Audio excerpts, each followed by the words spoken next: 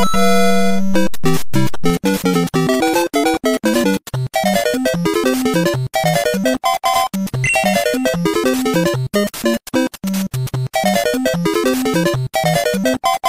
Bila Binta dengan NIM 18111739 dari kelompok 4. Assalamualaikum warahmatullahi wabarakatuh. Kami dari kelompok 4 ingin mempresentasikan tentang praktikum dari organ ikan. Ada saya Novia Rahmiati. Saya Yani Pratiwi. Saya Miftah Oktaviana. Saksikan laporan praktikum yang kami buat pada hari ini. Terima kasih. Alat dan bahan yang diperlukan apa saja itu? Alat yang pertama kami gunakan yaitu ada pisau, yang kedua ada jarum pentul, yang ketiga ada gunting, yang keempat adalah pinset. Dan bahannya untuk melakukan alat praktikum kami pada hari ini yaitu adalah ikan. Sebelum itu, kita amati bagian-bagian organ luar ikan dulu yuk. Kita menyiapkan bahan dan alat, kita amati bagian luar ikan mas. 1. Mata, kedua nostril, ketiga mulut, keempat sumut, kelima dada, keenam sirip dada, ketujuh sirip perut, kedelapan perut, kesembilan sirip anus, kesepuluh sirip ekor, ke-11 ekor, 12 lateral line, 13 sirip punggung, 14 punggung, dan ke-15 tutup insang.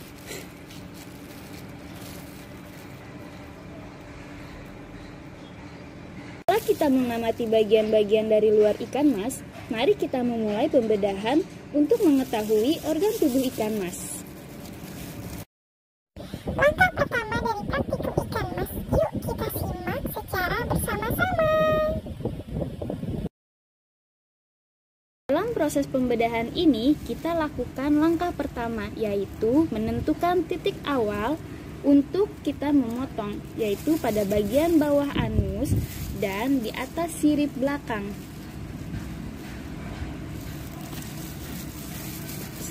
Jadi, pada proses pembedahan ini, kita memulai dari bawah menuju ke atas punggung.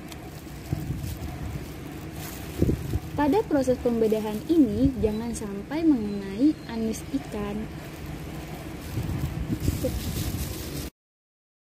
Hal yang harus kita perhatikan sebelum membedah ikan apa sih? Hal lain yang perlu kita perhatikan pada saat pembedahan ikan yaitu kita cermati dulu burat sisi pada ikan. Sehingga kita melakukan pembedahan yang kita lakukan dari bawah sampai atas tadi, kita lakukan sampai batas burat sisi.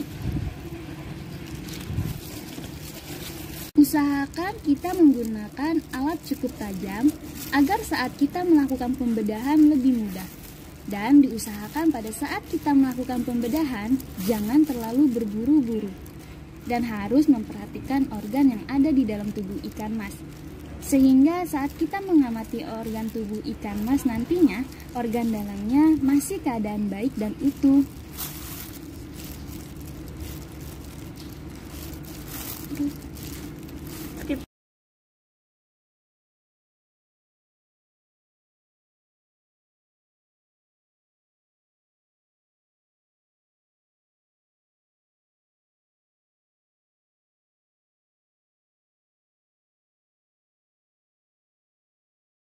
Usahakan dalam proses pembedahan tidak terkena oleh bagian organ dalam pada ikan mas agar tidak hancur.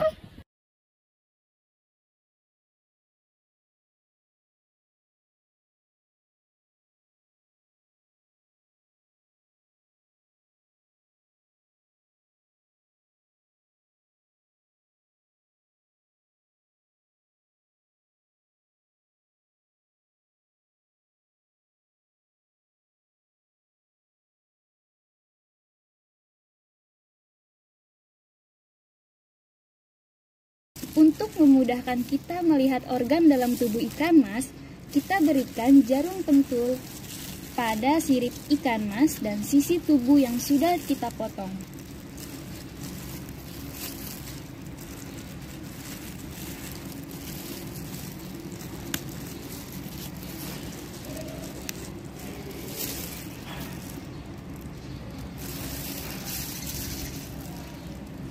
Adapun bagian-bagian organ dalam tubuh ikan mas. Yang pertama ada jantung, kedua limfa, ketiga hati, keempat gelembung air, kelima ginjal, dan yang keenam ada usus.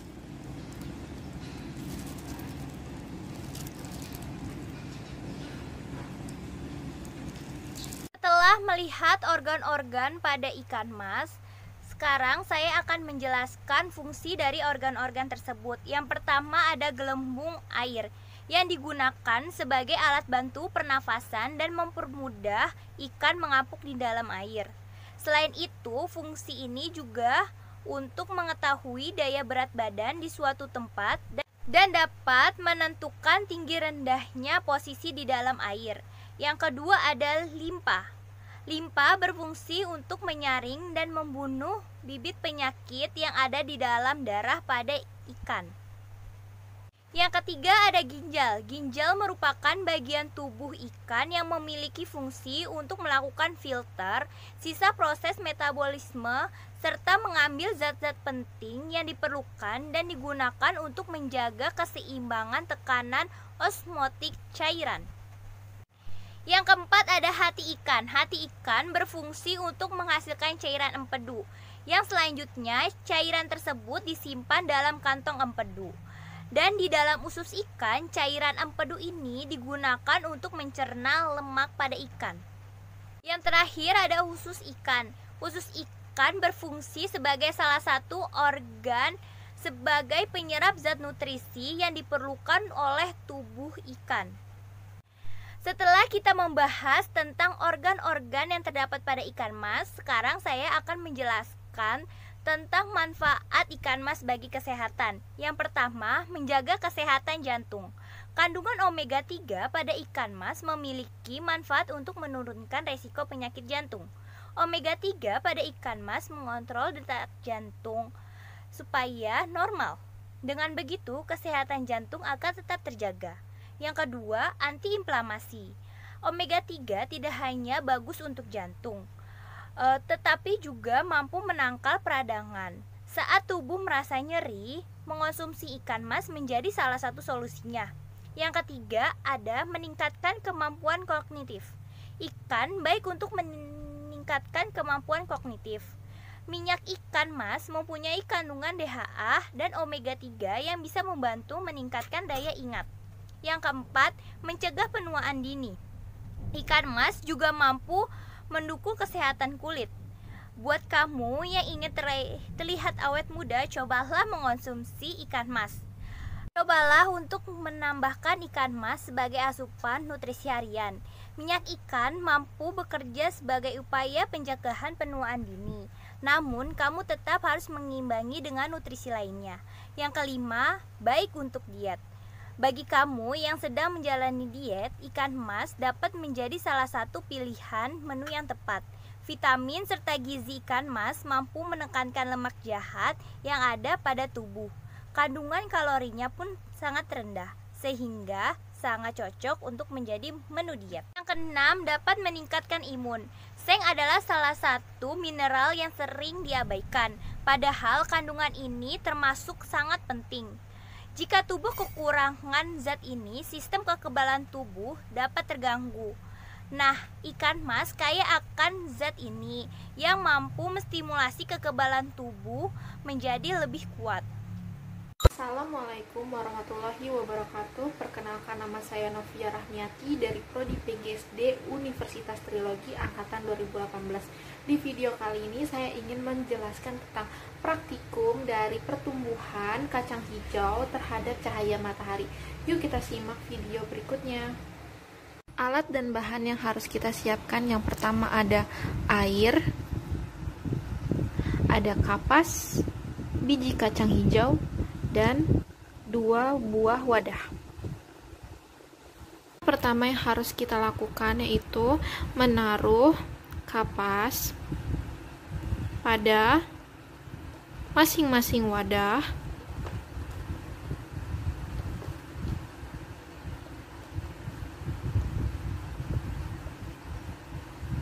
Jadi seperti ini. Lakukan yang sama pada wadah kedua.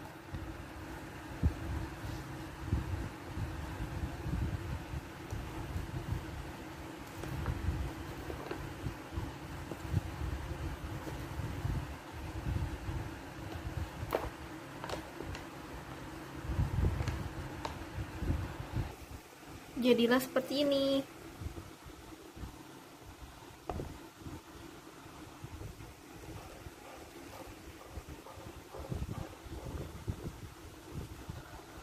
Selanjutnya yaitu memasukkan air secukupnya ke dalam masing-masing wadah yang sudah kita taruh kapas pada masing-masing wadah tersebut.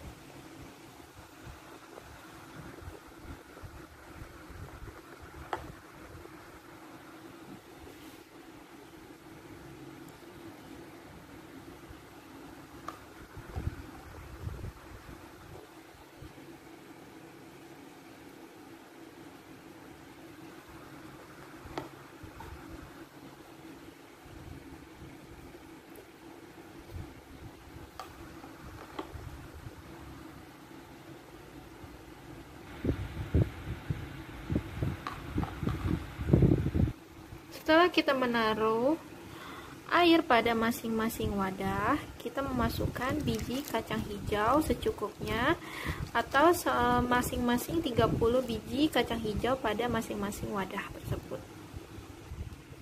Contohnya seperti ini yang sudah kita taruh di masing-masing cawan atau wadah yang ditaruh biji kacang hijau. Mari kita beri nama pada wadah pertama dan wadah kedua. Yang ini sebagai wadah dari A, yang ini sebagai wadah dari B. Wadah A dilakukan di tempat gelap atau yang tidak memperoleh cahaya. Wadah B yang memperoleh cahaya.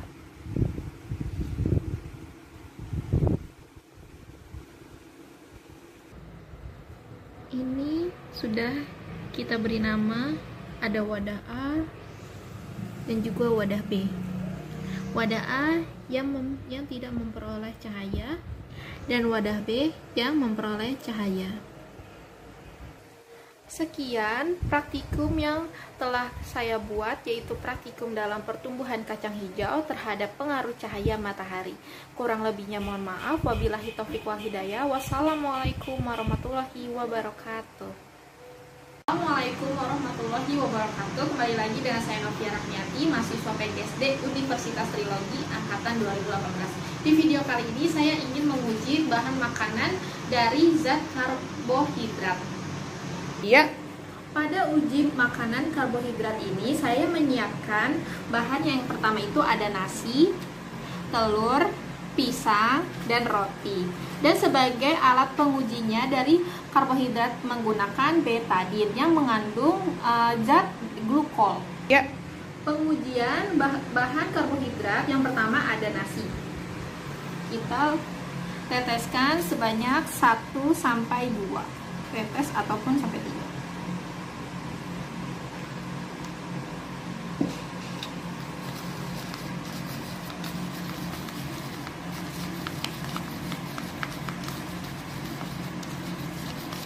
Terlihat dari bahan makanan nasi diuji karbohidrat, dia berubah warna menjadi biru kehitaman. Selanjutnya ada bahan makanan telur. Kita teteskan sebanyak 1 sampai 2 tetes atau 3 tetes.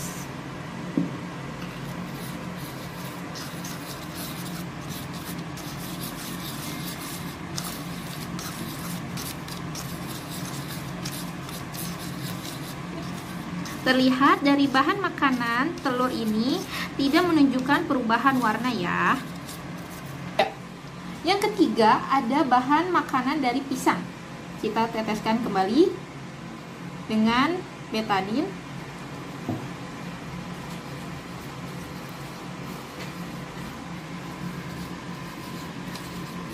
Kita aduk perlahan untuk melihat perubahan warna dari bahan makanan pisang ini. Ya, dia berubah berwarna biru keunguan. Ya. Yang terakhir ada bahan makanan dari roti.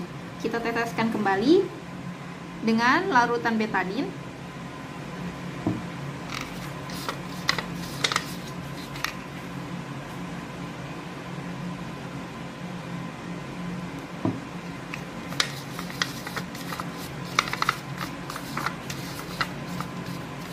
Terlihat ada perubahan warna yang terjadi pada bahan makanan roti ini, yaitu berwarna biru kehitaman.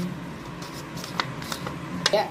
Oke, tadi kita sudah melakukan uji bahan makanan untuk karbohidrat yang menunjukkan perubahan warna dari nasi, pisang, dan roti saja. Nasi menunjukkan berwarna biru keunguan. Biru kehitaman ya? Yang kedua ada pisang. Dia menunjukkan warna biru keunguan. Yang saya mengandung bahan makanan selanjutnya mengandung karbohidrat, yaitu pisang. Dia menunjukkan perubahan warna biru keunguan. Yang ketiga ada bahan makanan dari roti yang menunjukkan perubahan warna yang sehingga mengandung zat karbohidrat, yang menunjukkan perubahan warna biru kehitaman. Dari keempat bahan uji makanan ini ada nasi, pisang, roti, dan telur yang tidak mengandung karbohidrat, yaitu telur. Dia tidak adanya perubahan warna sehingga dia tidak mengandung karbohidrat. Ya. Sudah uji. Ya. Sekian uji dari bahan makanan yang mengandung karbohidrat. Kita lanjut kepada uji percobaan yang selanjutnya. Terima kasih. Assalamualaikum warahmatullahi wabarakatuh. Kembali lagi dengan saya Novia Ramiati dalam mata kuliah makanan dan gizi untuk sekolah dasar. Nah, di video kali ini saya ingin menguji pada bahan makanan untuk lemak.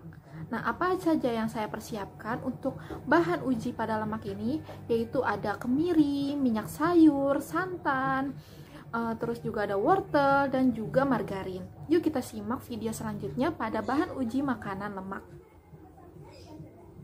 Pada uji bahan makanan pada lemak, alat dan bahan yang saya persiapkan ada kemiri, wortel, margarin, santan kelapa, minyak, dan juga kertas sampul buku yang berwarna coklat yang sudah dinamai minyak, wortel, kemiri, margarin, dan santan. Dan juga ada alat bantu yaitu gunting untuk menggunting tempat margarin dan juga santan. Cobaan pertama pada uji bahan lemak, kita akan menggunakan kemiri terlebih dahulu. Caranya dengan digosokkan pada kertas sampul berwarna coklat.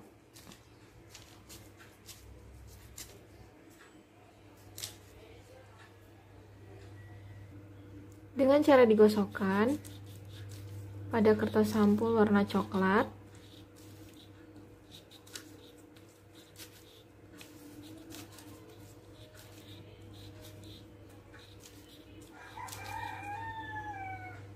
seperti itu. Kemudian pada percobaan kedua kita akan menggunakan wortel. Caranya sama seperti kemiri, digosokkan pada kertas sampul warna coklat.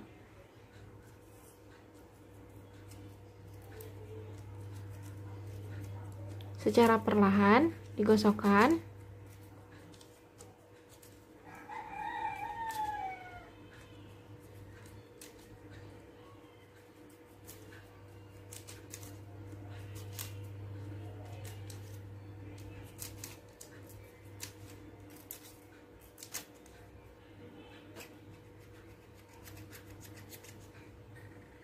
Seperti ini.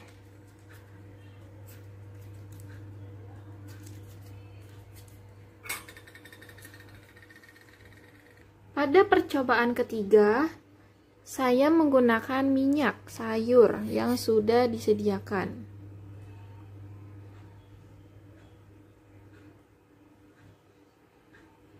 Ya, sudah.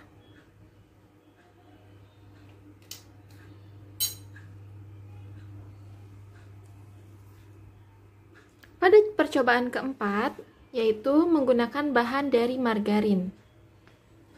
Kita ambil margarinnya dan kita taruh di atas kertas coklat dan ratakan sedikit saja.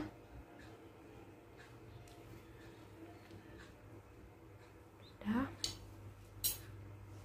Percobaan yang terakhir pada santan. Santan yang sudah disiapkan, kita ambil, lalu letakkan pada kertas yang sudah disiapkan.